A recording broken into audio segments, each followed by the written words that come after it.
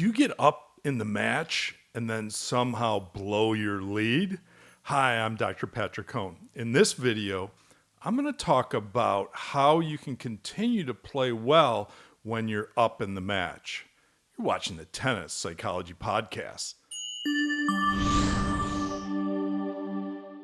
Here's the question I received from Alan. Alan said, I'm often winning matches against higher or lower ranked players, but give away the lead and tend to lose. If I'm winning 3-0 or I'm up 3-0 early in the second set, I struggle to keep it going and to finish the set off.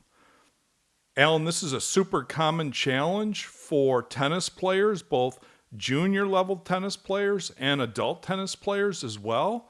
I've seen this many times as a sports parent myself, watching my daughter play. Athletes tend to get protective when they're in the lead. In other words, you don't play the same style of tennis once you get up in the match. So if you win the first set and you go to the second set and you're up 3-love, what do you think about? Don't miss, don't hit it out, don't blow the lead, especially if it's happened to you in the past where you were up in the match and then ended up blowing the lead. That can play in the back of your mind too, because it's like a broken record or what we call an overgeneralization. So you got to be very careful about how you change your tactics and how you change your attitude when you go into that second set and you're up in the match. All right, so what's the solution?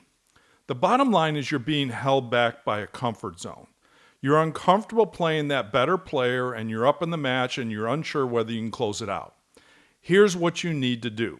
First of all, you have to stay in the moment and play one game, 1 point at a time, and not get ahead of yourself. Secondly, you have to stick to the same tactics that got you in the lead in the first place. In other words, don't hit it down the middle or start dinking it or start pushing the ball once you're up in the lead. You got to continue to start going for your shots. And that's the hardest part for tennis players when they're up in the match. They tend not to continue to go for their shots. They tend to play it more safe, more of a defensive style of play, rather than continuing to close out the points. Third, I want you to think about how quickly you can close out the points. Not radically quickly, but I want you to think about how many shots is it going to take me to close out this point? In other words, if you close it out in 5 shots, well, maybe you think about closing out in 4 shots. That keeps you on offense. That keeps you playing aggressively on the tennis court. And that's what you need to do once you realize I'm up. The first thing is don't judge that you're up, right? It's that judging that, oh, I'm up in the match. This player's higher ranked than me. What do I do now? It would be awesome for me to win. So that's the part about staying in the moment. Don't get ahead of yourself and think, well, I can beat this higher ranked player. And how is that going to affect my UTR or my ranking, for example? And those are some of the thoughts that might go through your mind when you're up in the match. Keep your pedal to the metal.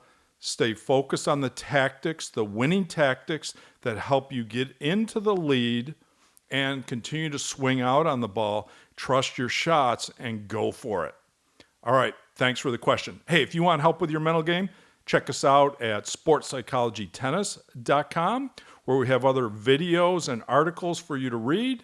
And in addition, if you want one-on-one personal mental coaching, contact us at Peak Performance Sports, and our team can help you rocket your mental game. All right, thanks for watching.